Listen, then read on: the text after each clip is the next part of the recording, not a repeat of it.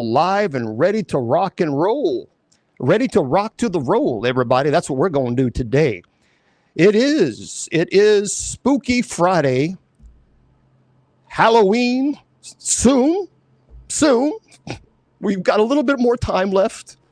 But I guess here every Friday is Halloween. We celebrate our Paranormal Friday show, where this is the one time of the week that we have 1 hour, 45 minutes or so of the paranormal. The rest of the week, it's theology, Bible study, night prayer, which is good.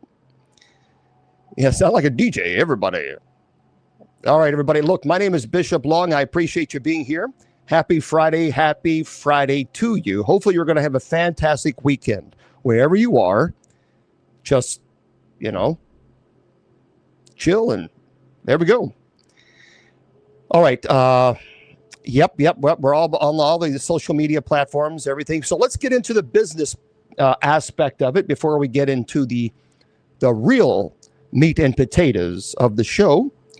So if you want to go to our network that we're currently airing the presentation on, you certainly can do so. I'm Bishop Long. This is the Sacred Division.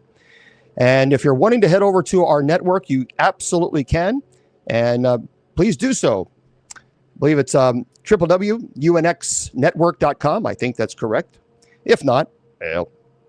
So there it is, unxnetwork.com. If you want to go to my website, that's very simple to do. Bishop James Long, Long. Follow that up with a .com. That's my if you're bored and want to have something to put you to sleep, head on over there. And of course, the church's the site is USOCC, and you follow that up with a .org. Now, here's what I want you to do, though. I would like for you to go to my website, bishopjameslong.com, and I want you to go over there and purchase all the books, every single book that you have that I have up there. I wrote several books. The demonology book and the book of Revelation should be released relatively soon. And I want you to purchase every single one of those books. And here's why. 100% of the profits from these books will go to the MKS Kids Foundation. It is an orphanage that we are partnering with. We've been partnering with for quite some time, actually. And we raise funds for them. And so they are self-funded. They are a nonprofit organization. They are an absolute beautiful, beautiful organization. And I am honored to be partnering with them and helping them. And so I strongly encourage you, not for my sake. I receive no compensation whatsoever from the books that are sold. Now, normally when an author writes a book, they receive the income. That's their right. It's their work. But as a community, and it is a communal effort, we are donating all the profits to them, to the MKS.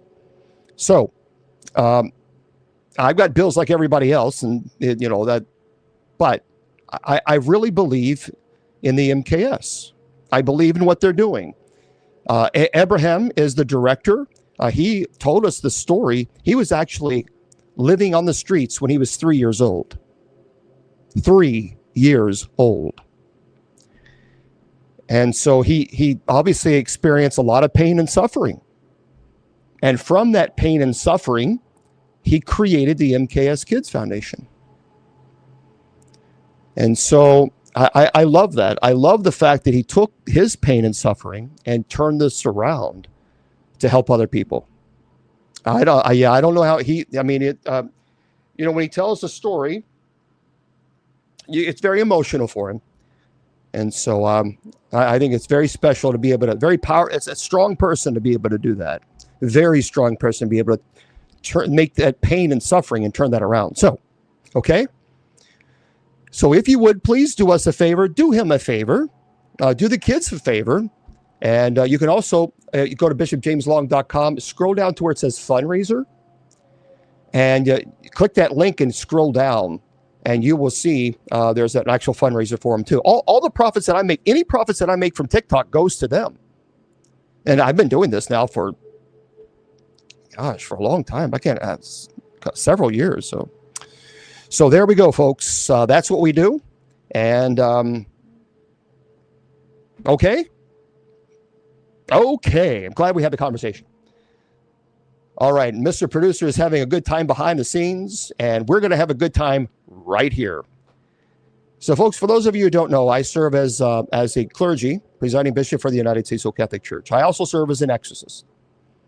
And as of today, I performed 35 documented exorcisms on people who are truly possessed. And we can talk about that later on. But tonight, we have a presentation that is absolutely, it will blow your mind. And it's one of those things where when I was doing more, the more I investigated this case, the more it was like going down to a rabbit hole. The more you dug, the more you peeled back the layers. It's like, okay, something is strange going on here. Something is very odd occurring in this story. Okay, so let's get into it. Again, I'm going to make only one announcement and one announcement only. TikTok. We always have to deal with trolls. If the trolling happens, I'm going to put sub chat on, and that will be it. Okay, so just be kind. Everybody's welcomed. I don't like putting sub chat on. I prefer not to. Zach is a pretty cool guy. So Zach is a friend of mine. I still talk to Zach. I think Zach he's been struggling with demonic issues because of what he does. Yes, you close that portal. And whatever you use, for example, if someone, and that's important, you got to find out what caused the infestation. And then you got to close that. All right. Hello. Well, Regina, I haven't seen you in a while. Welcome. All right. Let's get into we'll get into your demonology questions after the presentation. But I have this is 83 pages worth of notes just on this presentation alone. I'm a little bit of an overachiever, but I don't believe in just looking at the screen and having you entertain me. You're here to learn something. All right. I want to talk about the Atlantis TV Expedition. Hello. There's a recording, and it's only 47 seconds long, and the audio quality is poor, degraded by cold, by distance, by something the experts still cannot quite identify. But if you listen carefully, past the static, past the winds, it sounds like almost it's breathing. You can hear a man's voice. In this recording, you can hear him say 3 words. It's not ice. Then the transmission cuts. 6 people, a film crew, guide, and their equipment with nearly $2 million, never seen again. So tonight we're going to Antarctica. Not the Antarctica of penguins and research stations and tourist cruises. No, we're going to the Antarctica that doesn't appear on maps. The Antarctica that swallows people whole and gives back nothing but questions. This is the story of the Atlantis TV Expedition. And by the time we're done tonight, I promise you, you'll never look at that white continent the same way again. But before we get into what happened, you need to understand where this happened. Because Antarctica isn't just a place. It is the closest thing on Earth to another planet. Okay, so let me just paint you a picture. Antarctica is roughly 5.4 million square miles, a frozen wasteland, larger than the United States and Mexico combined. 98% of it's covered in ice, and in some places, it's nearly 3 miles thick. 3 miles, think about that. There are mountain ranges down there. The entire mountain range is the size of European Alps that no human being has ever seen because they're buried beneath ice colder than any human civilization. So the temperatures regularly drop to negative 80 degrees Fahrenheit. The wind, and I want you to really hear this, the wind in Antarctica can reach up to 200 miles per hour. That is stronger than a Category 5 hurricane, and it doesn't stop. It screams across that ice for days at a time, and researchers who've spent winters there describe it as sounding like voices, like a chorus of people screaming just outside the door. They call it the wind that talks. But here's what most people don't know about Antarctica. Here's what the tourism brochure doesn't tell you. Antarctica has a history of disappearances, a long, well-documented, deeply unsettling history. Let's go over a few of them. In 1912, the Scott Expedition, 5 men all dead. Robert Falcon Scott's final journey entry describes seeing things in the storm that he refused to elaborate on. His last written words mention shapes near the tent. 1959, a Soviet doctor stationed alone at the research outpost had to perform surgery on himself to remove his appendix. He survived, but in his diary, he wrote about footsteps outside the station, walking on ice. That should have been too hard to leave footprints. The footprints were photographed. The photographs are still classified.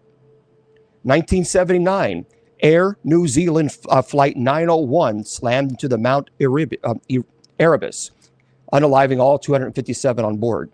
The official cause was pilot error, but the recovery teams reported equipment failing without explanation. Cameras wouldn't work, compasses that spun, and one recovery worker quit on the spot, never spoke publicly about what they saw. And then there's Lake Vostok. It's a lake buried 2.5 miles beneath the Antarctic ice, sealed off from the surface world for 15 million years. And when the Russians finally drilled down there in 2012, the lead scientist on the project went silent for nearly a week. When he resurfaced, his hair had gone white. He retired shortly after, and he had never given an interview about what they found in that water. This is the place of Atlantis TV crew chose to film their documentary. And this is the place they walked into. So, I wanted, and I'll get to your questions, your demonology, paranormal questions after the presentation. Moderators, let me know if it gets too bad in the chat room on TikTok. All right. Let's talk about the people. Because before there was a mystery, they were human beings. They had families, favorite foods, inside jokes, people who loved them. They had plans for and after the expedition. And none of those plans would ever be fulfilled. Atlantis TV was a small independent production company based out of London.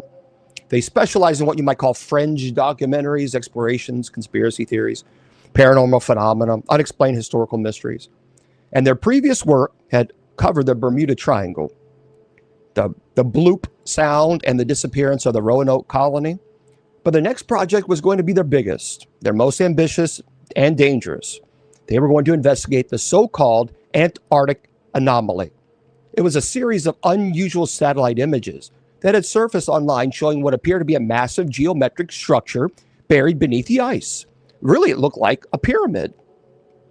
Some called it a crashed craft. Some called it the entrance of the hollow earth.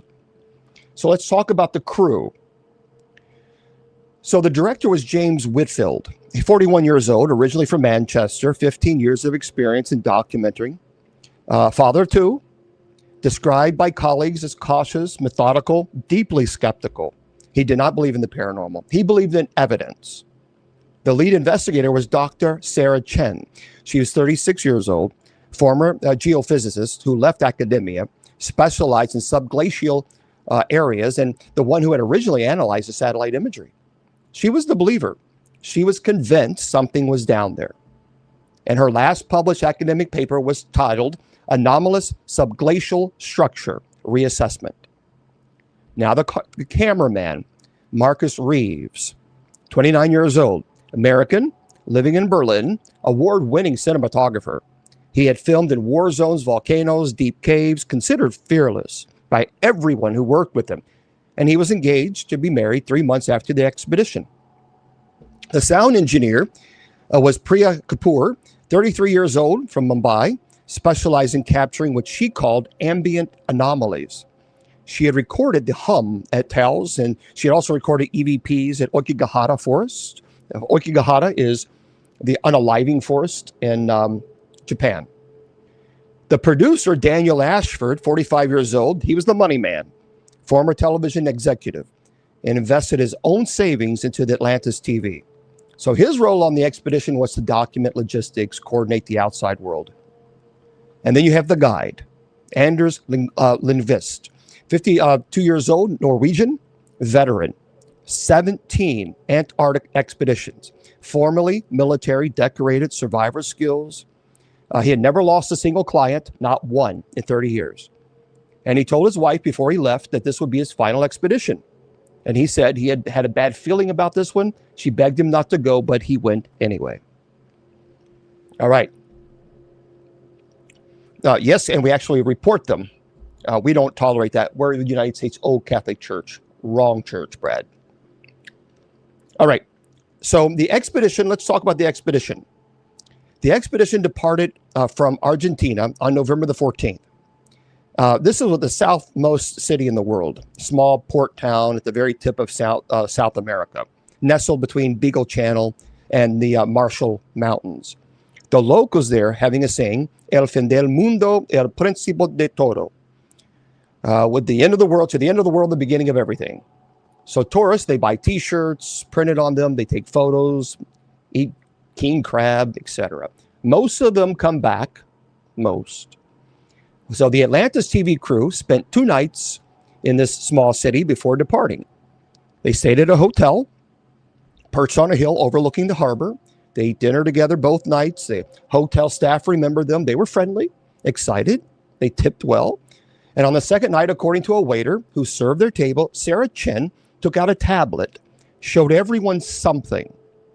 The waiter couldn't see the screen, but he could see the faces of the people looking at it. And he said, and this is from an interview given to an Argentine paper a year later, the faces around the table changed when they saw what was on that screen. And he said James went pale. And he said Daniel set down his fork. And he said Anders, the guide, looked at the screen for a long time. And then he looked up at Sarah. And he said something in a quiet voice that the waiter couldn't hear. And whatever Anders said, Sarah turned the tablet off immediately. They didn't talk about it again. And as far as the waiter could tell, they finished their meal. They had dessert. They paid their bill. They walked up to the hotel through the cold spring night. But what was on the tablet has never been confirmed.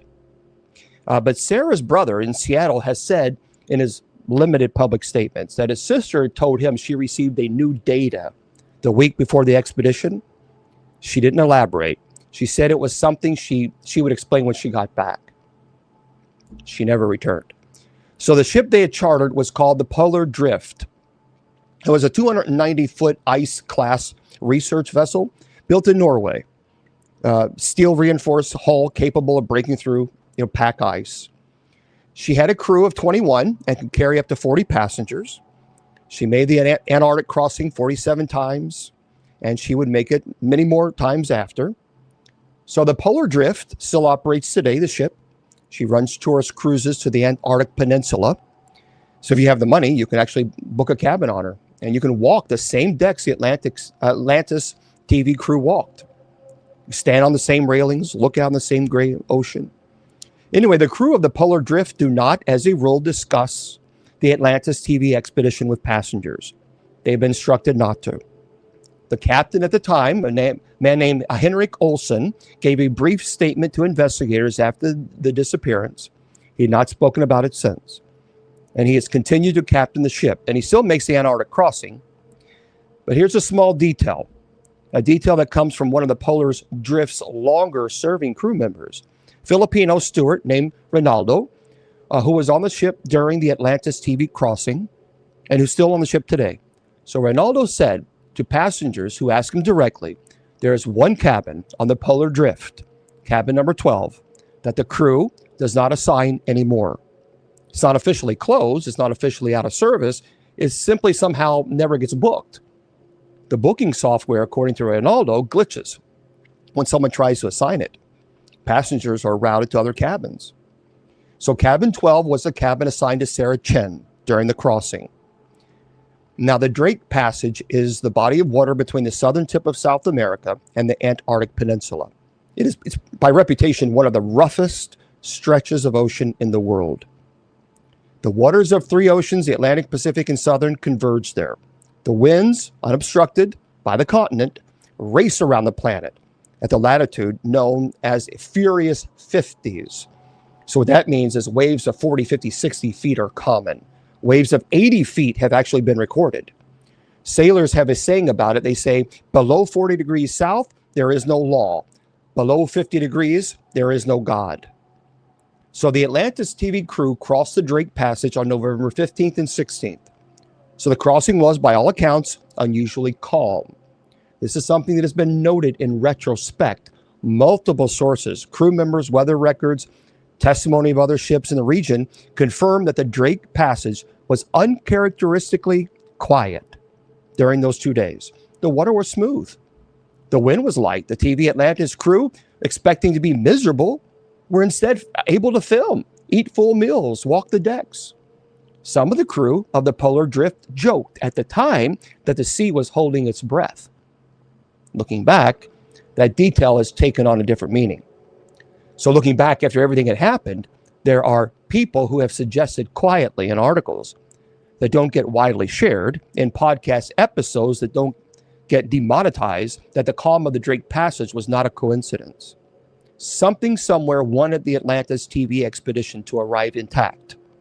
That something was clearing the way, allegedly.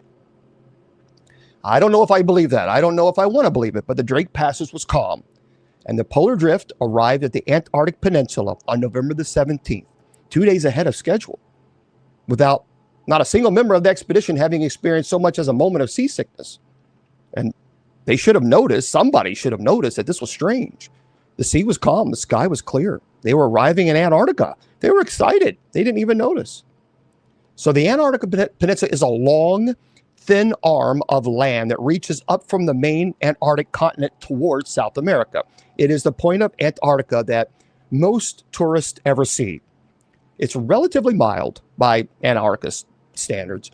It has penguin colonies, seal beaches, dramatic mountains, floating sheets of brash ice. It's a postcard version of Antarctica. And for those of you on TikTok, please keep in mind I run the presentation on 2 different computers. So sometimes you'll see me here, sometimes you'll see me here. Okay? All right. So the Atlantis TV crew spent 2 days on the peninsula. They filmed what's called a B-roll. B-roll, they interviewed each other on camera, getting their faces, voices heard. It's just kind of like film that you can use, extra film, when you do a video or documentary. They made us a visit to a small Chilean research station where they were welcomed for a meal of stew, bread, and red wine. The Chileans liked them, and according to the records that survived, they thought James was serious, a thoughtful man. They thought Marcus was a brilliant photographer.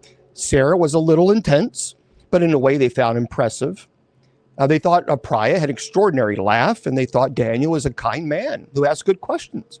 So they thought the Anders was a professional, and no problem. I mean, the station commander, named Eduardo Vargas, gave them a piece of advice on the night before they left. He had been told in advance where they were going. He had access to information about the planned route, and he told them, and this is from a statement he later gave to investigators, that he had 2 concerns. First concern was the weather. The interior of East Antarctica was notoriously unstable in late November. Storms could appear without warning, and he told them to maintain constant radio contact with the outside world. Be prepared to abort any time. His second concern was something he was less specific about. He told them in this statement that he had told the crew that there were places in Antarctica where instruments are not reliable. And he had told them that in those places, the maps are not always correct. And he had told them that if their instruments started behaving strangely, they shouldn't push forward, turn around, come back. So he gave them this advice by his own account without specifying exactly what the places were. And he said that Antarctic veteran communities share the kind of information, routinely. So he says Anders, as a fellow veteran, would know, and he said that this Anders specifically before they left. So everyone agreed. They thanked them, and from the peninsula, the Atlantis TV crew transferred to a smaller vessel, a chartered ice-strengthened boat, which would take them further south and east along the coast to a remote landing site that had been prearranged with the Norwegian logistics company. This journey took 3 days, so the seas were unusually calm, and they landed November the 20th at a place that on most maps doesn't have a name. And the Norwegian logistics company call it Camp Alpha. It was a temporary base camp consisting of 3 insulated tents, full depot, single pre-positioned vehicle, a specialized tracked snow machine, and a 6-piece passenger BV-206. It's a painted bright orange, like a little vehicle. This had been pre-positioned 3 weeks earlier by a separate Norwegian team, and had been tested, fueled, supplied with food, water, emergency equipment, fuel, satellite communications suite. So the Norwegian team had departed before the Atlantis TV crew arrived, and the two groups never made contact in person. So they had all the stuff that they needed. And this is a detail, I think, in retrospect, that bothered some investigators, that the Norwegian company that put all this together for them, they didn't speak to one another. See, the Norwegian team that had prepared the vehicle had no in-person interaction with the Atlantis TV crew. They left the equipment, they departed. They didn't see the crew arrive. They didn't see anyone use the equipment. And the only confirmation that the Atlantis TV crew ever used in this vehicle at all comes from the Atlantis TV crew's own radio reports. So I'm not suggesting that anything sinister happened at Camp Alpha. I'm only noting for the record that for the moment the Atlantis TV crew stepped off of that little boat and onto the Antarctic mainland, the only people who ever saw them again definitively were each other. And eventually, even that was not true. So from Camp Alpha, they began their overland journey to the target coordinates, okay? So the journey would take 11 days across some of the most hostile, most isolated terrain on the world. They would cover approximately 480 miles, climbing from sea level up onto the East Antarctic ice sheet, that great frozen dome 2 miles thick in places that covers most of the continent. And they would camp each night in heated tents. They would communicate with London twice daily at scheduled check-in times, and they would send ice, they sent back ice cores, atmospheric samples, footage. And for the first 8 days, things went almost exactly according to plan. And I want to take you through those 8 days, not because anything dramatic happens during them, but because I think the most chilling part of the story is the slow, gradual way the normal begins to slip into wrong. It doesn't happen all at once. It happens by degrees, by tiny shifts, by small details that individually mean nothing, but that collectively, I think it paints a picture that something we don't want to look at directly. So day one, November the 20th, they set out Camp Alpha at 0900 local time. Anders drove the vehicle. Conditions were excellent. Clear skies, light wind, temperature of -8 degrees Celsius. Practically warm by Antarctic standards. They covered 52 miles. They made camp on a flat plain of crusted snow. Priya recorded the ambient sound. She noted in her log that the silence was the loudest she had ever heard. That's the exact phrase she used. The silence is the loudest I have ever heard. James filmed an interview with Sarah on camera in the footage, which was on Marcus's secondary camera, which was recovered with the primary. Sarah talks about her career, and she talks about why she left academia and talks about what she expects to find at the target site. She's articulate, calm. Then, near the end of the interview, she pauses. She looks past the camera, and Marcus's voice can be heard off screen asking her if she's okay. She says, "Did you hear that?" Marcus asks her what. She doesn't answer. She blinks. She shakes her head slightly, and she says, "Sorry, nothing. Where were we?" She continues the interview. She's articulate, again, calm. But on the audio track of the footage, if you listen carefully, in the exact moment when she paused, there is something. It's a faint. It's almost beneath the noise floor of the microphone, but it's there, a single low pulse, like a distant heartbeat. And the audio engineers who analyze the footage have never been able to identify the source. So then day two, they cover 48 miles. The terrain became more uneven, and they had to navigate around several small crevices, crevice fields. And Anders did this expertly, taking long detours when necessary. Never pushing the vehicle past was considered safe. They made camp in a low ridge, and Priya recorded more ambient sounds, and she noted that the wind, which had been steady all day, dropped to nothing at sunset. And she noted that this was unusual. Dennis called London at the scheduled check-in time, everything normal, spoke for 11 minutes, talked about the landscape, talked about a small joke that James had made at dinner, and he talked about how excited everybody was. His daughter, Charlotte, was not the one who took the call in London. That was a different staff member who had spoken publicly about her conversation with Daniel in the days before the disappearance. She said he was happy. He sounded like a man on an adventure of his life. She also said something else. She said that near the end of the call, Daniel had asked her a strange question. He asked her if there had been any unusual phone calls to the office, any calls where the caller had not identified themselves, any calls that had felt strange. She said no. She asked him why he was asking, and he'd laughed, and he said it was nothing. He said it was just being paranoid, and he hung up. So in her statement to investigators, the staff member said she had thought at the time Daniel was just being Daniel, a worrier, producer, a man who always wanted to know everything. She didn't think much of it. Now she thinks about it often, because what Daniel was asking, whether there had been strange calls, was not in the end the right question. The right question was whether there was going to be strange calls. The first one came 9 days later. Day 3, November the 22nd, they covered 51 miles. The landscape began to change. They climbed in elevation. Now they were on the Great East Antarctic ice sheet proper. It's a vast, almost fearless plain of ice, of snow that stretched in every direction to a horizon that was really indistinguishable from the sky. So Marcus filmed extensively that day. The footage is beautiful. It's also, if you watch it, deeply disquieting. There's something about the absolute uniformity of the landscape that the camera captures in a way that I think that the human eye does not. It looks like watching the footage like the crew is driving across a single enormous frame, like the world has been emptied of everything except white, like they've been crossing a page in a book. That night, James called his wife, and Eleanor has spoke about this call in the years since, and she said that James was tired.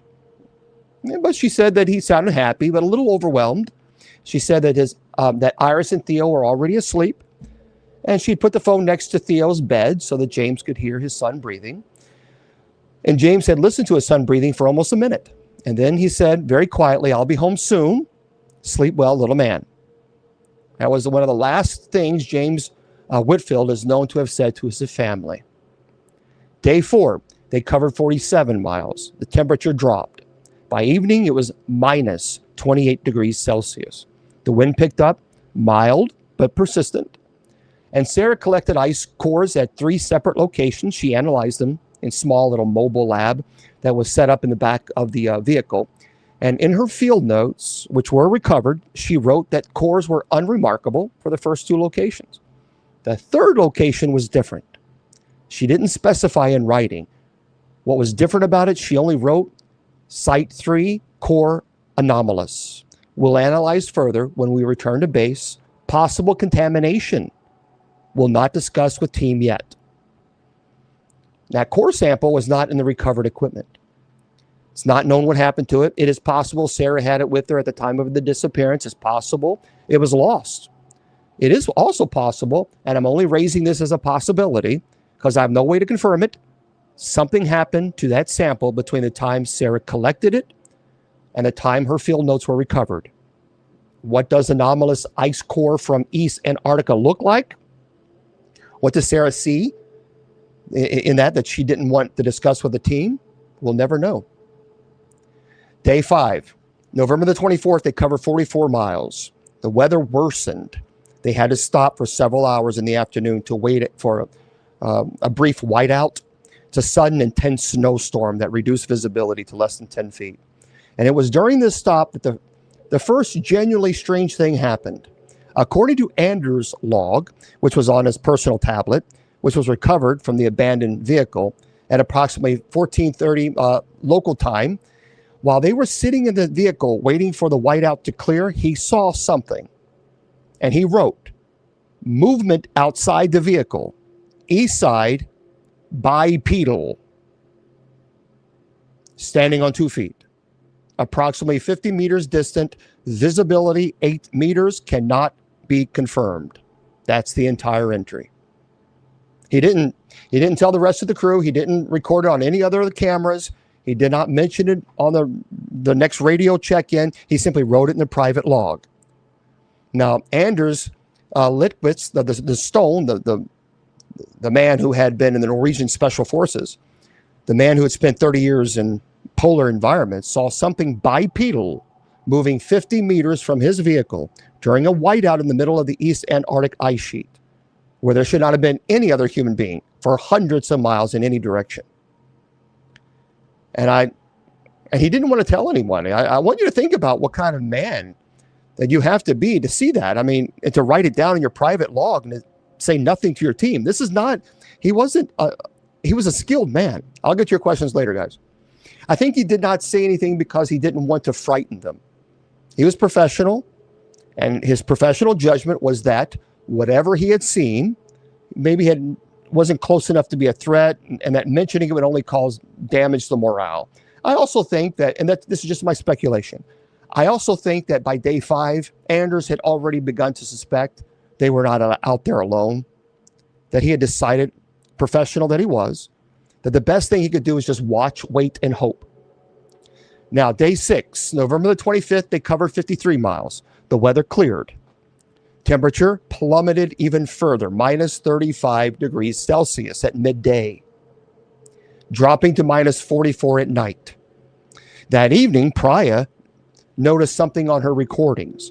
She had been recording continuously, and in the background for the entire journey, every night, she would review some of the audio. On the evening of the day 6, she ran a routine spectrogram analysis on the previous 24 hours of recordings. She found something. In her notes, she described it as a subaudible pulse, a frequency too low for human hearing, around 4 hertz, well below the lower threshold of human auditory perception. It had been present intermittently, throughout the day, sometimes for several minutes at a time, sometimes only for a few seconds. She wrote, source unknown, not mechanical, no harmonics, not biological, too sustained, not geological, too rhythmic. We'll continue monitoring. And she did mention this to her team. And according to the secondary camera footage from that evening, she showed James the spectrogram, and James asked her what could possibly be making a sound like that. Priya said, on camera, I don't know, but whatever it is getting louder. Day 7, November the 26th, they covered 49 miles. The weather held. The temperature stabilized around minus 30 degrees Celsius.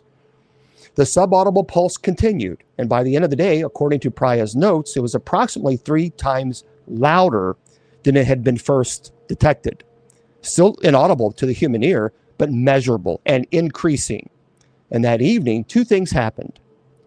The first was that Sarah's instruments began behaving strangely. The portal magnet meter she had been using to measure local magnetic field began producing erratic readings. Not extreme readings, just inconsistent ones. So the field would be normal for an hour, then would dip slightly, then it would spike slightly, then it would return to normal. There was no pattern, there was no apparent source. And Sarah wrote, instruments may need recalibration. We'll perform full diagnostics in the morning. She performed the diagnostic. The instruments were functioning perfectly. The readings continued to be erratic. The second thing that happened was that Anders made a phone call. And this is something we only know about because the satellite phone records that were recovered from the abandoned phone after the disappearance. So on the evening of day 7, Anders made a personal call. The call lasted 4 minutes. The call was placed to his wife, Ingrid, in Norway. And Ingrid had spoken about this call. It was not a scheduled call. Anders had not warned her it was coming. She'd been getting ready for bed when the phone rang. He told her, she said he loved her. And he told her that he had been thinking about her all day. And he had told her that the expedition was going well, but that he was tired. And that this would definitely be his last one. And then he told her something she did not understand at the time, and that she had thought about it every day since. He said, Ingrid, if anything ever happens, if I am ever not there, I want you to know there are things in the world. Then there had been a long pause. She could hear him breathing. She could hear faintly in the background what she thought at the time was the wind. And she thinks now that it might not have been the wind. And he said, finally, I love you. Go to sleep. Don't be afraid. Hung up. And she had not been afraid until he told her not to. She did not sleep that night. Day 8. I'm gonna put subchat on if people are gonna be rude. I'm telling you that right now. So Clark, be kind. I know it's difficult for some people. So they covered day 8. Now they covered 41 miles. The terrain became more difficult, and the vehicle was working harder. Fuel consumption was higher than projected, and Daniel called London at the scheduled check-in. He reported that everything was on track. Everything. I'm here because God called me here. I studied for the Roman Catholic priesthood for 6 years. Received my minor orders, and God called me here to work in ministry for the rest of my life with absolutely no pay. No stipend. You're welcome, Clark. We just get a lot of shows, so I appreciate it. Okay. So let's go into this. So Daniel called in the scheduled check-in. Hopefully you guys are enjoying this. Again, I know I go a little bit overboard with the notes. This is 80 pages worth of notes here, but I want you to really dive into this. Good. So Daniel called London at the scheduled check-in. He reported everything was on track, and he reported that they expected to reach the target coordinates in approximately 3 days. And he reported that the team was tired, but in good spirits. Thank you. He did not report that morning when they had broken camp that he had found a single set of footprints in the snow approximately 20 meters from their tents. And this is in James' directorial notes. He wrote it briefly, and he wrote that the footprints had been almost certainly made by one of the crew during a nighttime bathroom break, and that he was including the detail for completeness. Okay. But he also noted in a separate entry that he had asked each member of the crew that morning whether they had walked outside the camp perimeter during the night. All 5 of the other crew members said no. So James wrote, probably someone forgot, will not push the issue. He didn't push the issue. The expedition continued. That evening, things began to change in a way that could no longer be ignored. And next week, we will continue the presentation. I'm just kidding. Okay. Now it gets interesting. Day 9, November the 28th. This is the day, looking back at the recovered logs, that everyone now identifies as the turning point. Up until day 9, the expedition had been pushing forward through a series of small strangeness, if you will. A pulse in the audio, erratic readings, footprints nobody admitted to making. Things could be dismissed. Okay. Things could be explained away. Day 9 was the day the explanation stopped working. They broke camp at 8:30. The weather was clear. The temperature was minus 31 degrees Celsius. At approximately 385 miles from Camp Alpha. And they were now in the deep interior of East Antarctica, a place where, according to the maps, there was nothing. No research stations, no previous expeditions, no human presence of any kind ever in history there. So they've been driving for approximately 90 minutes when the compasses failed.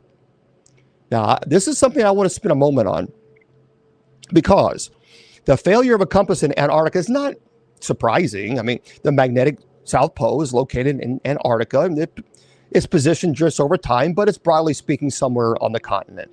Compasses behave strangely near magnetic poles. They can point in unexpected directions. They can swing wildly. That's well documented.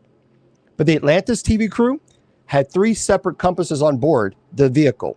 They had a traditional magnetic compass. They had a gyro compass, a magnetic device that uses spinner rotor and the Earth's rotations, which does not depend on magnetic fields at all.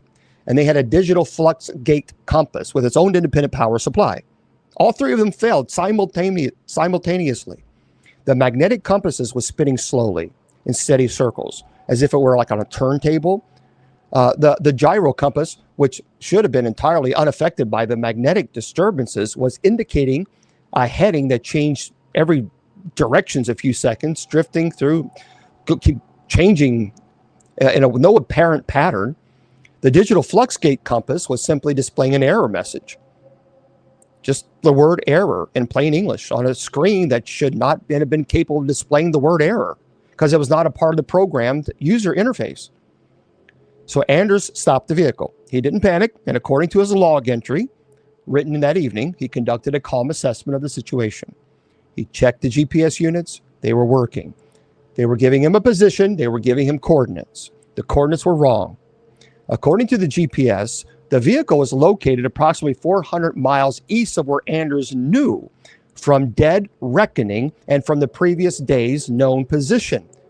They actually were. He waited 2 minutes, checked again. The GPS was now showing them 200 miles west of their actual position. He waited 2 more minutes. The GPS is now showing them at the geographic South Pole. He waited 2 more minutes.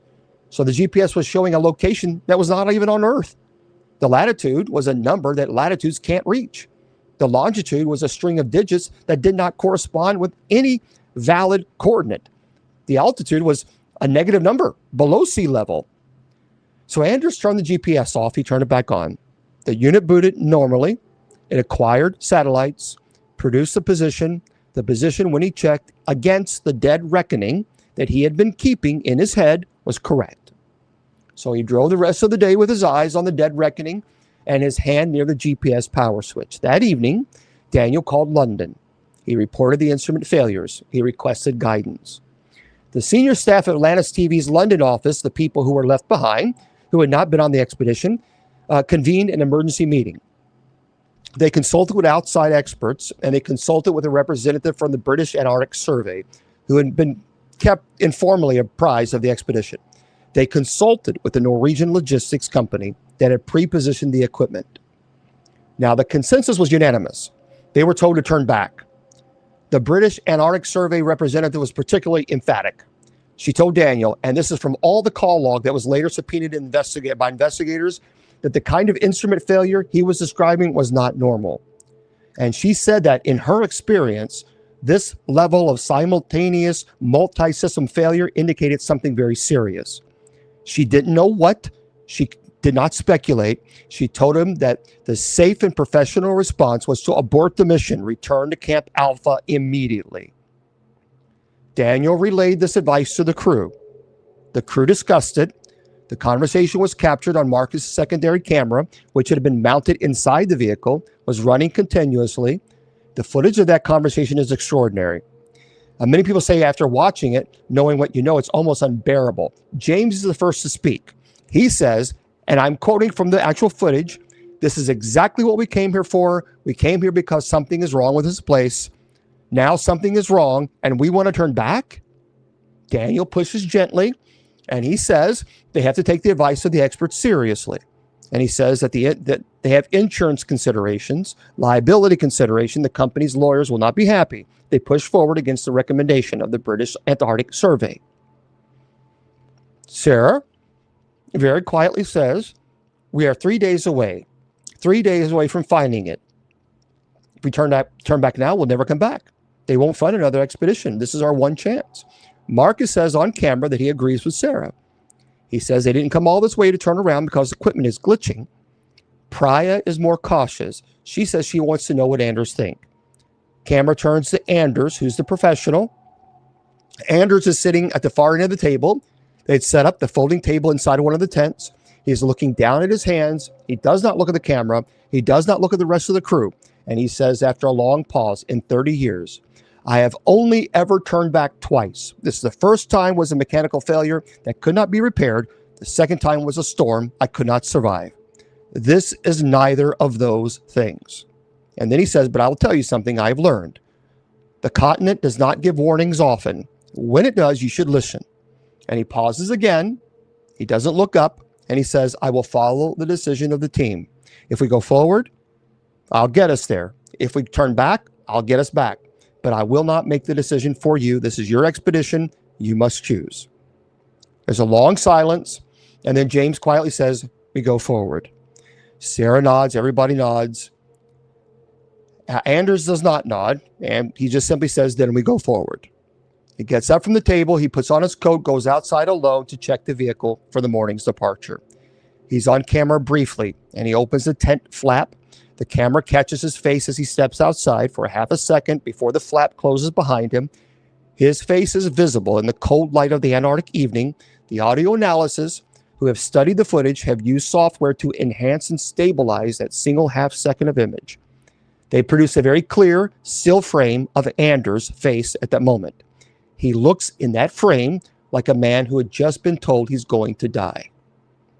In Sarah's field notes that evening, and these are notes that she did not want to share with the team, notes that were recovered from her personal tablet, she wrote a single paragraph that had been quoted in every serious analysis of this case. She wrote, quote, "The instruments are behaving as if we're inside something, as if we're surrounded by a field of some kind that is interfering with electromagnetic measurements at multiple scales simultaneously. This is not consistent with any natural phenomena I'm aware of.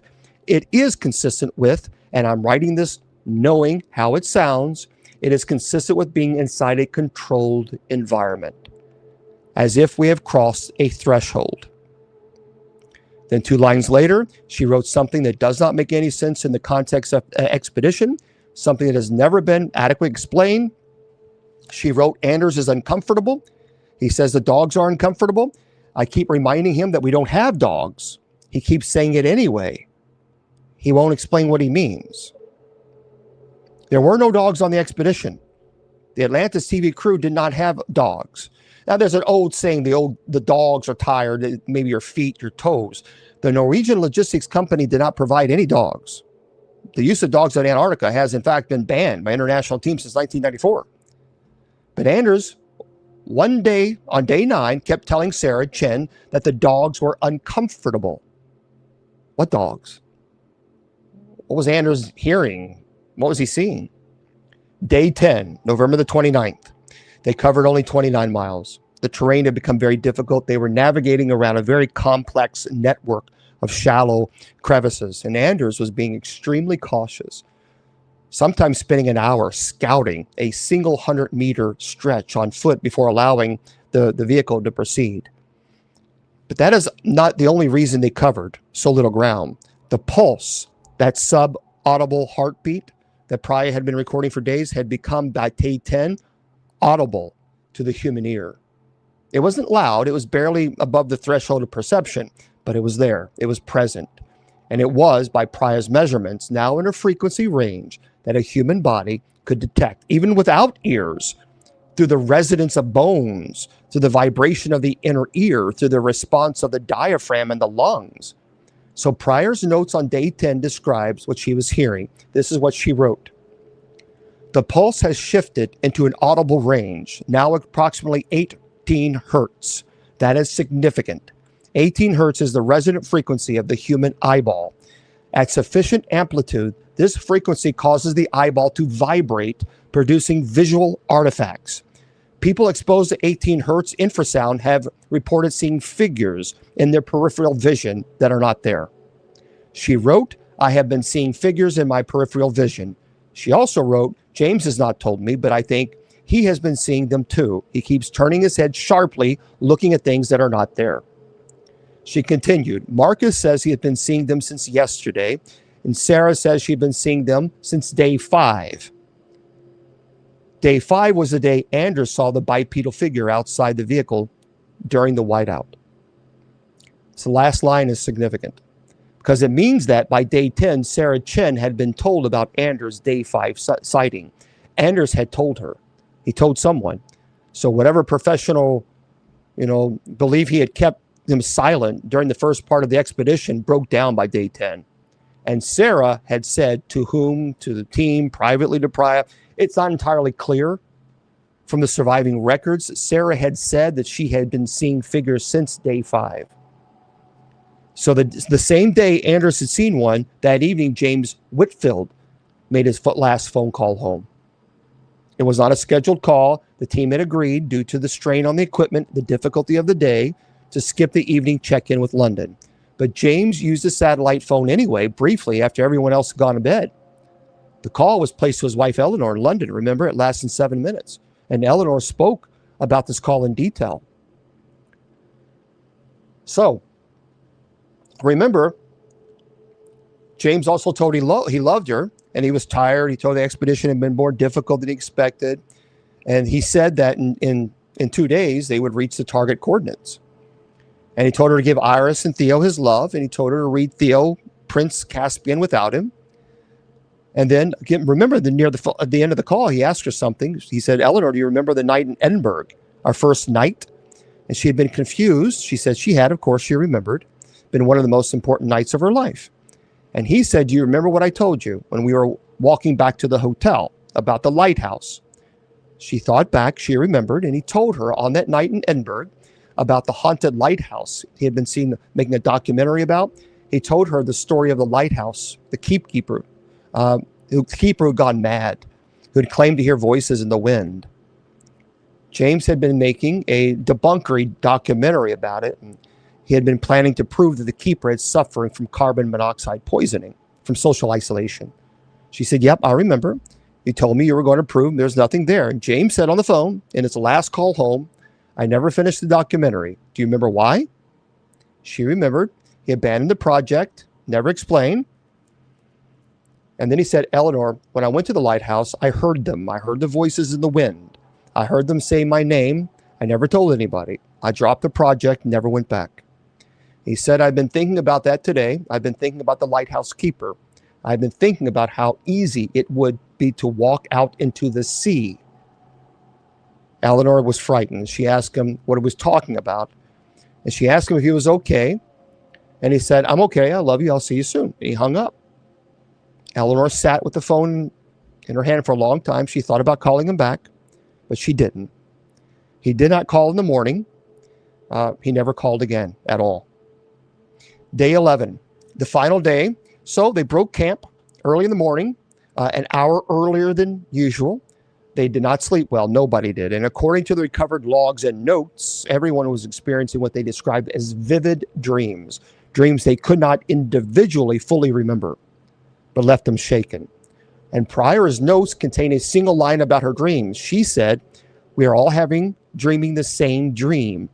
Nobody will say it out loud, but I can see it on their faces. We are dreaming the same dream, and none of us can remember what it was. The pulse was now loud. By Pryor's measurements, it was at a level that in any other circumstances would have been considered serious health hazard. Infrasound at high amplitude is known to cause headaches, nausea, anxiety, and panic. The crew was experiencing all of them. They were taking ibuprofen. They were taking anti-nausea medication. They were pressing on. So they covered the final 22 miles in the morning. Approximately 1100 local time, they crested a low rise and they saw it. So Marcus's footage from that moment is the most famous footage from the entire expedition. It had been shown in fragmented form, countless documentaries, articles, online videos. The full footage has never been publicly released. The key images have been widely circulated. The footage shows the vehicle coming to a stop at the top of the rise, and Marcus, holding his camera, gets out of the vehicle. He walks forward in a few steps. Camera pans down in the shallow valley below. And in the valley, exactly as Sarah had predicted from her satellite analysis, there is a circular depression in the ice, about a quarter mile across, perfectly circular. The edges of the depression are sharp, not gradual slopes, distinct, almost engineered drops, about 30 feet deep. The ice inside the depression is not white. It's black, glossy, reflective, like a polished obsidian, like a mirror laid flat on the ground. The camera moves slightly, and you can see the sky reflected in the black ice, the clouds, the pale Antarctic sun. And in the center of the depression, rising out of the black ice, is the structure. The footage of the structure is the part that has been most heavily debated, the part that has been most awfully dismissed as a hoax or as CGI insertion, misinterpretation of natural rock. I'm not going to tell you what to believe about the footage. I'm going to tell you what it shows. It shows a tall, narrow, geometric form, approximately 60 feet high, made of a material that does not look like stone, does not look like metal, does not look like ice. The metal has a slight shine to it. It's not reflective in the way that black ice may be reflective. It seems to absorb light somehow, even as it shines. The structure has angles, corners, flat surfaces, but the angles are wrong. That's the part that's hard to describe in words. So multiple analysts have studied the footage. Multiple experts in geometry, optics, perception have looked at the structure. They've all come away with the same description in different words. The angles do not add up. And if you measure a corner of the structure and you measure another corner and you try to determine the relationship between them, you can't. Because the corners do not relate to each other in a way a three-dimensional geometry allows. The structure appears, at first glance, to be relatively simple shape, like a tall pyramid, perhaps tall four-sided spire. But when you look at it carefully, when you try to map it, its actual shape, you can't. The shape changes depending on which part you focus on. And the corners seem to move when you're not looking directly at them.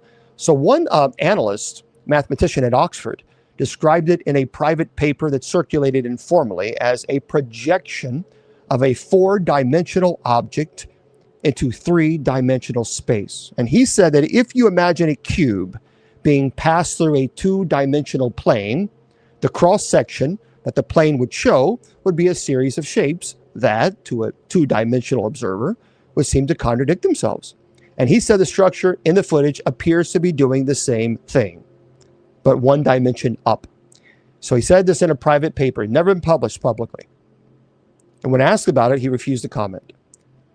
So the transmission began at 3:47 GMT, which given in zone calculations was approximately 11:47 local time at the site. Daniel had set up the satellite uplink. Priya had set up the audio recording. Marcus has camera. The plan was to do a live broadcast of sorts and a direct transmission back to London with audio and limited video to document the discovery as it happened. For the first 3 minutes of the transmission, James narrated calmly. He described what they were seeing. He described the circular depression. He described the black ice. He described the structure. In the background, audio analysis have isolated a number of sounds that were not part of the team's deliberate transmission.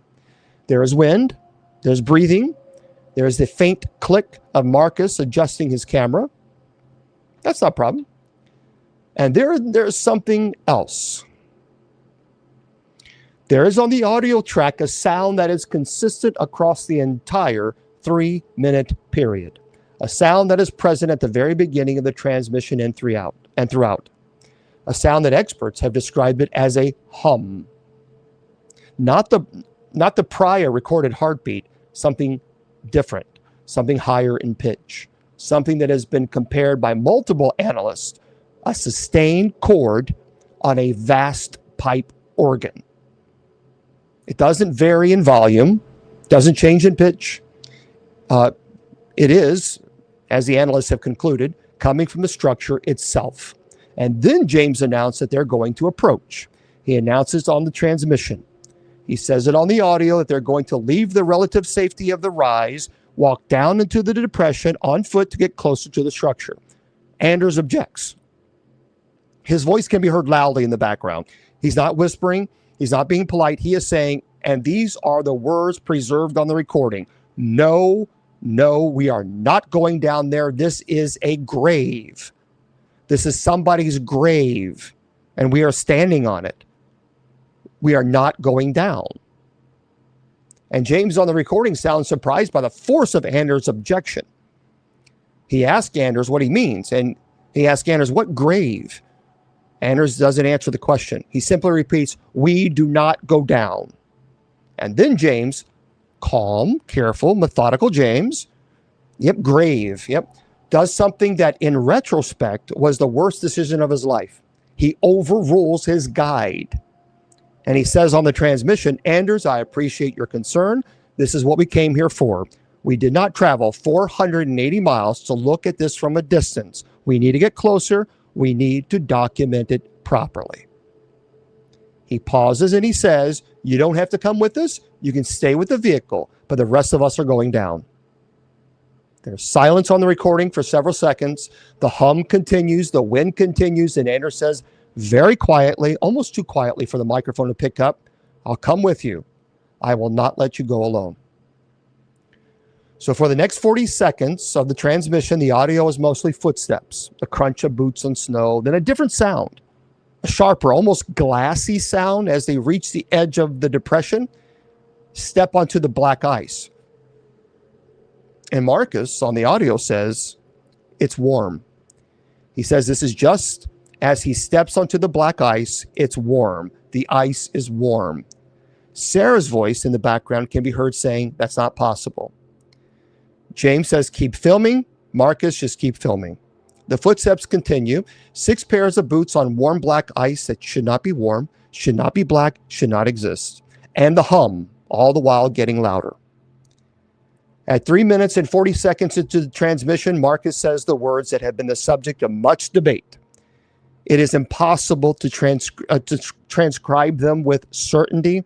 The audio analysts who have studied the recordings have produced multiple competing interpretations. Some people say that he is saying there is a door. Some people say there's more. And some hear there's a thought. And some hear something else entirely. Now, a linguist at the University of Tokyo, specialist, examined the recording in 2019. She concluded that Marcus is not speaking English at all. She concluded he's speaking syllables that don't correspond to any known language in the extensive database. She concluded that the syllables he is producing are not random. They have a structure, they have a pattern, they appear to be coherent linguistic utterance. So, but the language, she said, is not one she can identify. She since retired from academia. She leaves in a small town outside of Kyoto, and she does not give interviews. So at 3 minutes and 52 seconds, Sarah screams. And I've talked about this in the beginning. I've described how the audio analysts have called it a scream of recognition, described it how it does not sound like a scream of pain or terror, but a scream of someone seeing something she's already seen before, somehow in some forgotten part of her life. And I want to add something now that I didn't mention earlier in the description. The scream is not in English either. In other words, that is, the scream is a scream. It's a vocalization. It's not technically a word, but the shape of it, the contour of it, the way it rises and falls has been analyzed. The analysis suggests that Sarah is not just screaming. She's screaming a word, a long word, a word made of multiple syllables. And in the same word, the linguists at Tokyo concluded that Marcus had spoken 12 seconds earlier. They're saying the same thing in a language nobody can identify in a moment of absolute terror. 3 minutes and 58 seconds, the wind stops. Now, I want you to really hear that. The wind in Antarctica does not stop. The wind is a constant.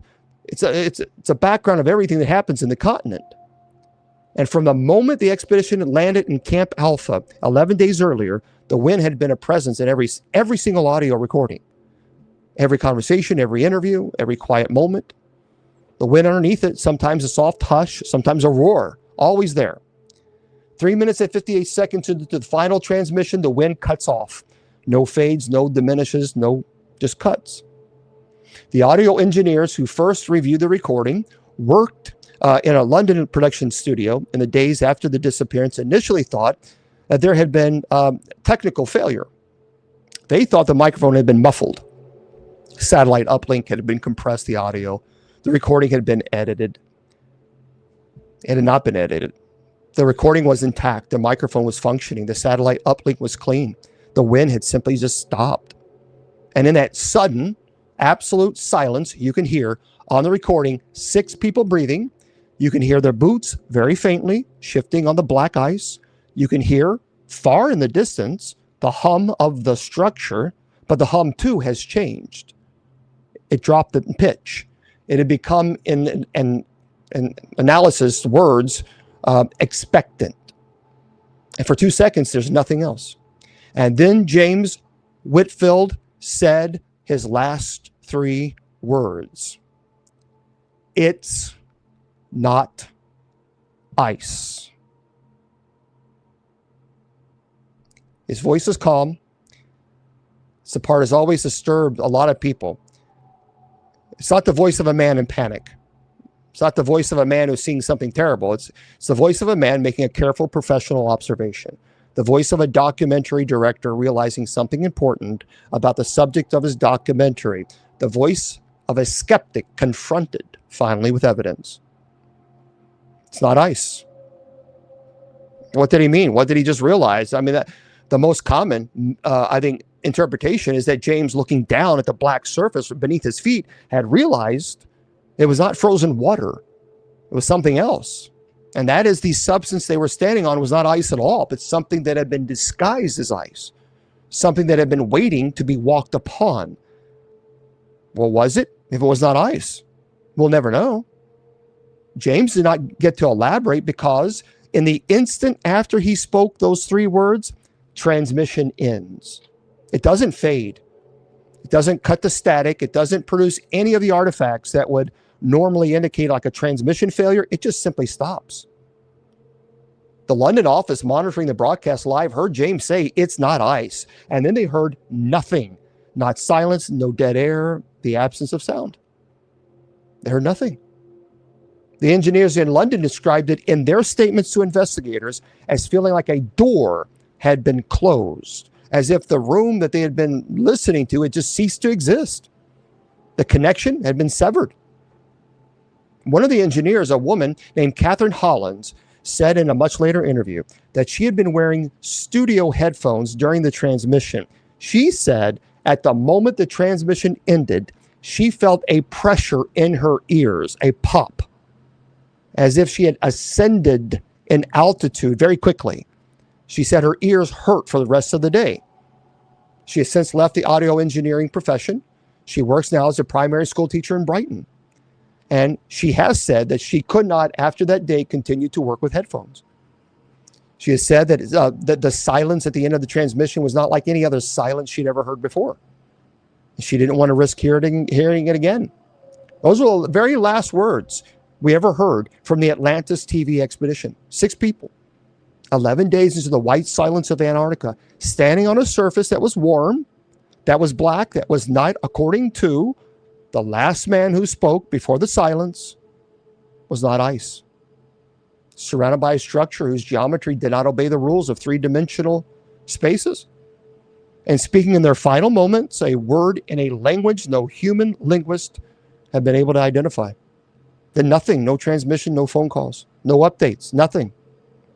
And the expedition that had been carefully planned, so meticulously equipped, professionally guided, the expedition that had been months in the making, with the best people a company could afford, walked into the heart of the continent and just disappeared. For 22 hours, the London office sat with silence. They tried to reach them. They tried a satellite phone, no answer. They tried the backup radio, no signal. They sent emails that bounced. They tried in increasingly ways to make contact. For 72 hours, the silence held. And then on the third day, a search began. But the search, my friends, that's its own story.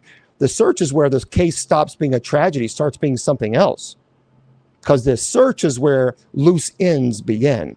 The search is where the things that cannot be explained start piling up, one on top of another, until you cannot dismiss them. You cannot explain them away. You can't pretend that this is anything but what it is, which is something we don't understand, which is something that perhaps we're not meant to understand. This is the search was fascinating.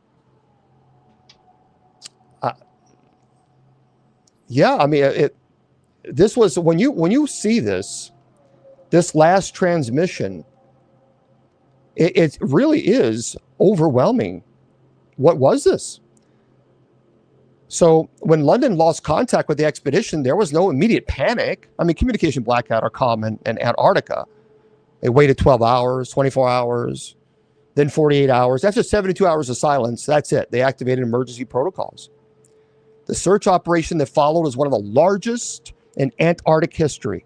It involved cooperation between the British Antarctic Survey, the Chilean Antarctic Institute, the Norwegian Polar Institute, and quietly behind the scenes, the United States Navy. The first search team reached the expedition's last known coordinates 7 days after the final transmission. They found nothing. I don't mean They found no bodies. I mean, they found nothing. No depression in the ice, no black surface, no structure, no vehicle tracks, no equipment, no footprints, nothing. The ice of those coordinates was pristine, untouched, as if it had been undisturbed for thousands of years. And the lead coordinator, a man named Captain Eric Bjornson, wrote in the final official report, and this would appear to have been deliberately erased, not covered by snowfall, which would have left a distinct layered pattern, but erased smooth, as if a hand had pressed over it. And the search expanded for 3 weeks. Helicopters, ground teams. They found 3 things. One, they found the tracked vehicle, discovered 86 miles northwest of the last known coordinates. The engine was cold. The fuel tank was full. All 6 seats were unoccupied. The doors were locked from the inside. The keys were in the ignition. And here's the detail that's never been adequately explained. The windshield was cracked, not from impact. The cracked pattern, according to a forensic analysis, was consistent with extreme heat applied to the inside of the glass, as if something inside the vehicle had become very, very hot. Item 2, the satellite phone. Found 14 miles east of the vehicle, half buried in snow. It was still functional. The battery, 67%. The call log showed 1 outgoing call that had never been registered by any satellite network. The call had been placed on November the 30th, 24 minutes after the final transmission. The call lasted 17 minutes. The number it had been placed on it, too, was a string of digits that does not correspond to any country code, area code, or known telecommunication system anywhere on Earth. 3, a single camera. Found 6 miles from the satellite phone, sitting upright on the ice as if placed there. It was Marcus's primary camera. The memory cards were intact. They contained 312 gigabytes of footage from the expedition. All of the footage from day 1 through 11 was normal, beautiful, professional. The footage from day 12, the day of the final transmission, was different. For the first 3 hours of recording, the footage shows the expedition approaching the site. You can see the depression. You can see the black ice. You can see the structure. And then, at a specific timestamp, the footage corrupts. Not in the ways that digital files normally corrupt, not pixelation or fragmentation. It corrupts into something that, when played back, appears to show a sequence of images of places that don't exist, images of people the expedition didn't include. And the final frame before the footage ends entirely, an image of a face looking directly in the camera, a face that nobody has ever been able to identify, a face, according to multiple witnesses who have seen it, they can't decipher. So what happened to him? In the years since the disappearance, theories have multiplied. Some are grounded in science, some are grounded in folklore. Let me share you a couple of them. There's theory 1, the crevice theory. The official explanation, endorsed by the British Antarctic Survey, suggests the team fell into a hidden subglacial crevice. A storm subsequently covered the evidence. It does not explain the abandoned vehicle 86 miles away. It does not explain the satellite phone call. It does not explain the camera footage. It does not explain the 30-year-old veteran guide wouldn't lead his team into an obvious crevice field. So this theory has been quietly dismissed. There's a theory 2, the hollow earth hypothesis. It's a fringe theory with surprisingly deep historical roots, suggests that the structure they found was an entrance, a doorway into something beneath the continent. Cites Admiral Byrd's controversial 1947 expedition, Operation High Jump, is allegedly diary entries describing a land beyond the pole. Cites other expeditions to Antarctica in the 1930s, which were unusually well-funded and whose true objectives have never been declassified. Proponents argue that the Atlantis TV team did not pass away. They went somewhere else. The other theory, the ancient civilization theory, suggests Antarctica was once habitable, possibly within human memory cities, which appear to show the coastline of Antarctica accurately. Coastlands have been buried under the ice for 6,000 years. There's another theory, theory 4, the non-human intelligence theory. And this theory, that the structure was not made by humans at all. and cites the impossible geometry described by James in the final transmission, cites the language Marcus may have been speaking in his final words, cites the faces of the final frame of the camera footage. The series suggests the expedition encountered something that has been present on Earth for far too long, something that does not want to be found, something that, when it is found, makes the finders disappear. We don't know. What's interesting about this case, it's not the dramatic stuff. It's not the impossible structure or the corrupted footage or the screaming wind that goes silent. It's the small things, the loose ends, the details that don't fit anywhere. It's the fact that 3 weeks after the disappearance, Eleanor Whitfield, James's wife, received a phone call. The caller ID showed her husband's satellite phone number. When she answered, all she heard was breathing. Slow, calm, steady breathing for 4 minutes, and then a click. Call's never been traced. It's the fact that Anders, a wife in Norway, woke up one night, November the 30th, the exact night of the disappearance, to find a single set of wet footprints, allegedly leading from her front door to her husband's empty side of the bed. The footprints were the size of his feet. They stopped the bed. They didn't continue. The water they were made from was salt water. There's no ocean within 200 miles of her home. It's the fact that Priya recording equipment, which was never recorded, by the way, somehow uploaded a final audio file to her cloud storage on December the 4th. 5 days after she vanished, the file is 47 seconds long. It contains a sub-audible heartbeat from her earlier recordings, but beneath the heartbeat, when amplified, you can hear voices. Human voices, 6 of them. They're not speaking, they're not screaming, they're laughing. It's the fact that every year on November 30th, a small group of researchers on McMurdo Station report unusual atmospheric phenomena over the region where the expedition vanished. Light, sound, vibrations. The Atlantic Survey has officially classified these phenomena as unrelated weather events. Unofficially, the researchers who witnessed them refused to be alone that night. It's the fact that in 2019, a Chinese research team accidentally drilled into an unexpected pocket of warm air at coordinates that were never publicly released. And when they pulled their drill back, the bit was warm. The bit was wet.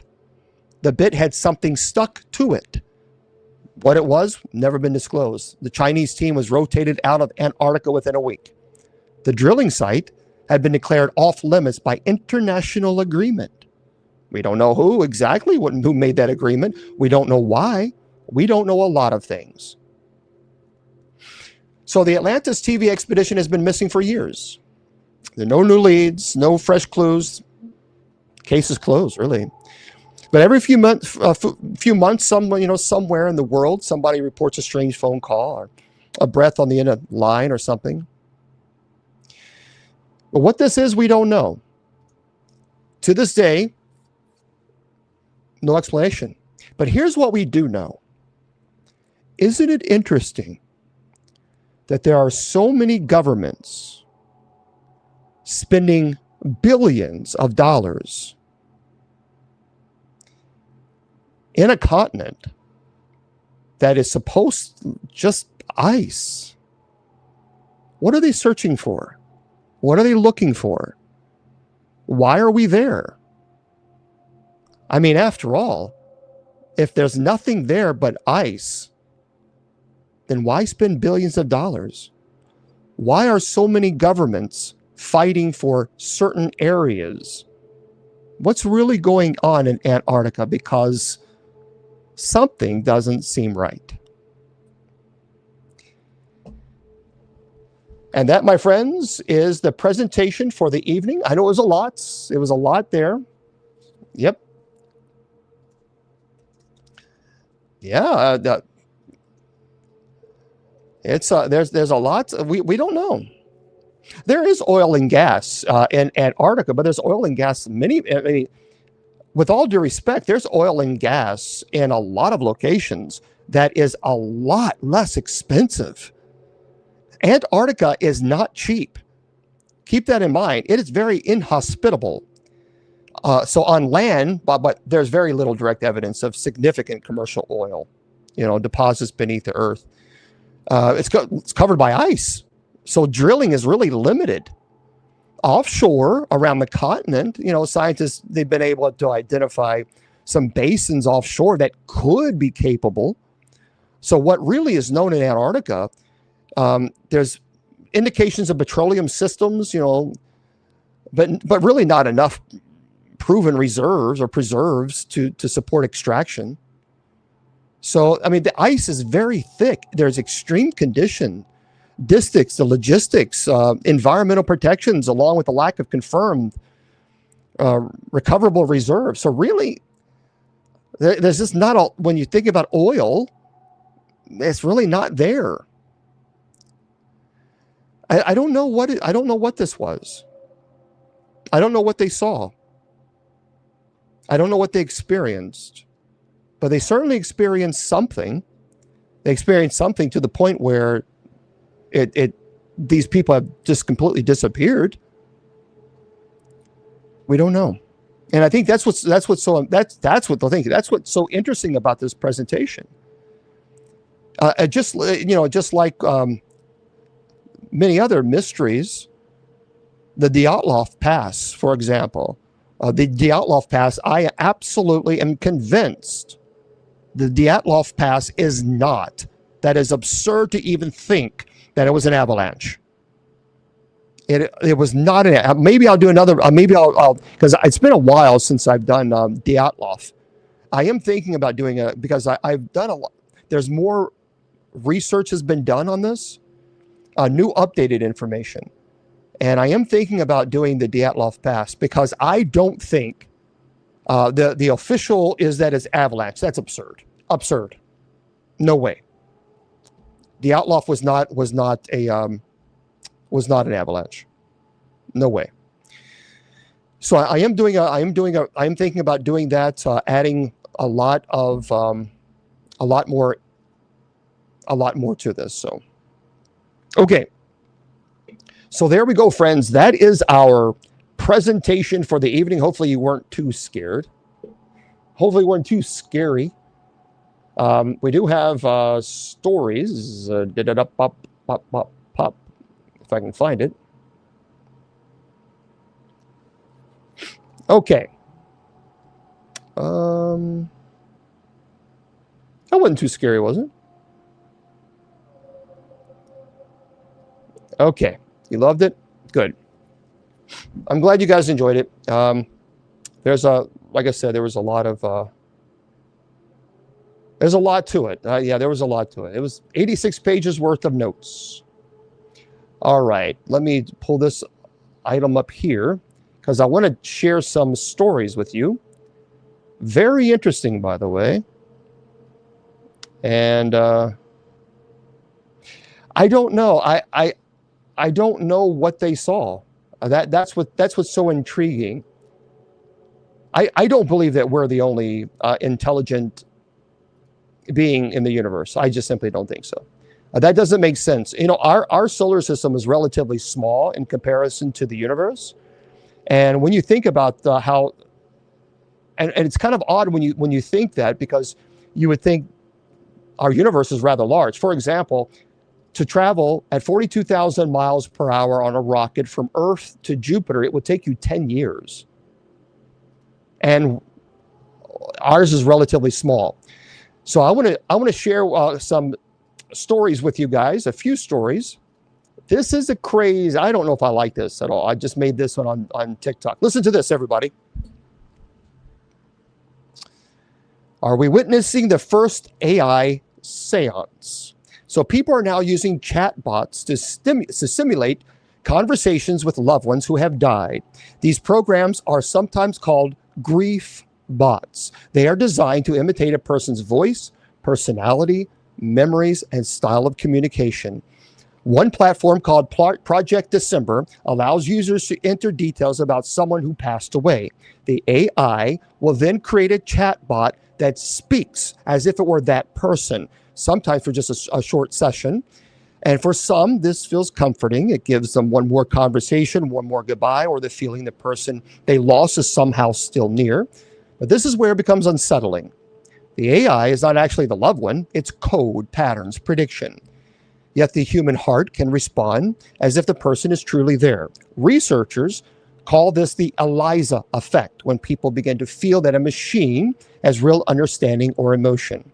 Critics warn that this could interfere with grief, create emotional dependency, blur the line between memory and illusion. Some ethicists have even called for consent from the person before death, before the likeness is recreated by AI. So the question is, are these AI grief bots helping people heal, or are we building digital ghosts that make it harder to let the dead rest? Yeah, that's we're not talking about witchcraft, we're talking about AI. Okay. Isn't that crazy? That's insane. That's insane. That's not witchcraft, it's called AI. Okay. So for those of you who are new here, which some of you are, Friday, we just got finished with our paranormal. Yeah, guys, let me make this very clear, because apparently people are getting aggressive. I'm not endorsing this. I am presenting this because it is now available. You can choose whether or not you agree or disagree. I'm just telling you what is out there. So, okay. All right. Listen to this one. This is very interesting, by the way. Very, very interesting. SpaceX. SpaceX is getting ready to launch the most powerful rocket ever built. It's called Starship V3. This thing is massive. When fully stacked with this super heavy booster, it stands around 408 feet tall, making it taller than the Statue of Liberty, taller than any rocket ever launched. SpaceX recently completed a full launch rehearsal at Starbase in Texas, loading more than 5,000 metric tons of liquid oxygen and methane into the rocket. Now, this means this was not just a display. This was a full countdown-style test to prepare for an actual flight. If everything goes according to plan, the next test flight could happen as early as May 19, 2026. Thank you. It will be the 12th Starship test flight, the first one using the upgraded V3 design. During the mission, Starship is expected to separate from the super heavy booster, deploy 22 Starlink simulator satellites, test its heat shield, relight an engine in space, and then splash down in the ocean. But this is bigger than one launch. NASA is counting on Starship for future moon missions. SpaceX eventually wants this rocket to help carry humans to Mars.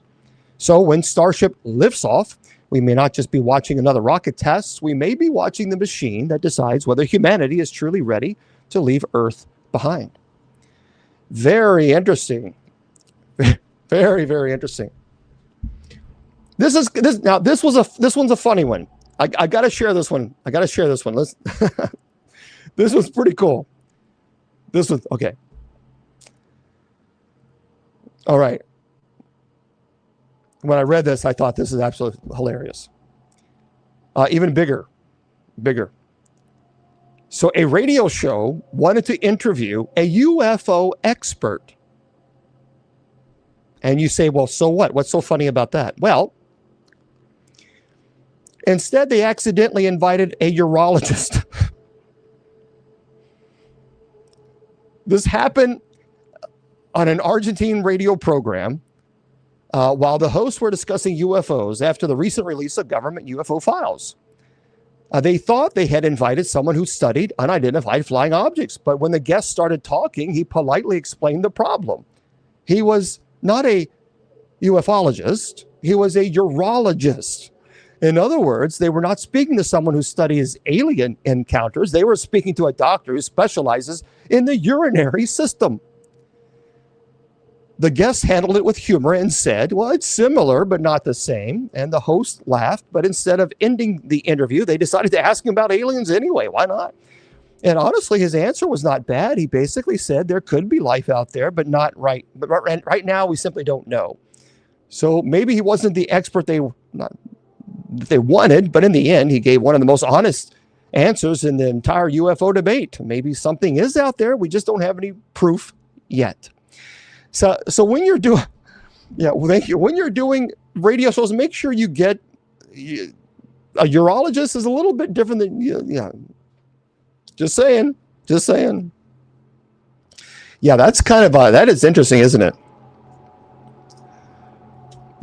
Hey, you know, who knows? He could give free advice on your urinary tract infections. We don't know. We don't know. Okay. Let me find one more, and then we're going to call, let's see. Let's see. Yeah, I don't want to do that one. Let's see. This is interesting. This is why I think there's something out there. A former Army staff sergeant says that he saw something in the Oregon wilderness that changed the course of his life. Todd Nice was taking part in a military exercise in the Oregon Coast Range back in 1993, when he claims that he saw 3 massive human-like figures watching from a distance. These were not ordinary people. According to Nice, the creatures stood as tall as 9 feet, with bodies that looked strangely disproportionate. He said their arms and legs did not match the proportions of a normal human body, and they appeared to be watching the military exercise with curiosity. The encounter affected him so deeply that after leaving the military, he founded the American Primate Conservancy, a nonprofit dedicated to investigating the Bigfoot phenomena.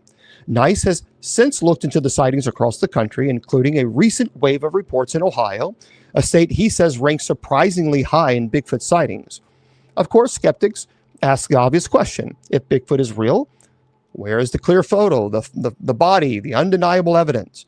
Nice argues that if these creatures exist, they are rare, elusive, and incredibly difficult to capture on camera. So the mystery remains: did a trained military veteran misidentify something in the woods? Or did he see a creature science is not yet able to explain? I am absolutely convinced. I'm convinced there's something there. There are far too many people who are credible, who are seeing these things in the woods. A matter of fact, I don't, 10, 15 years, how long ago, I had a game warden on from Alaska. I talk about this all the time. He's a native Alaskan. He grew up in the woods.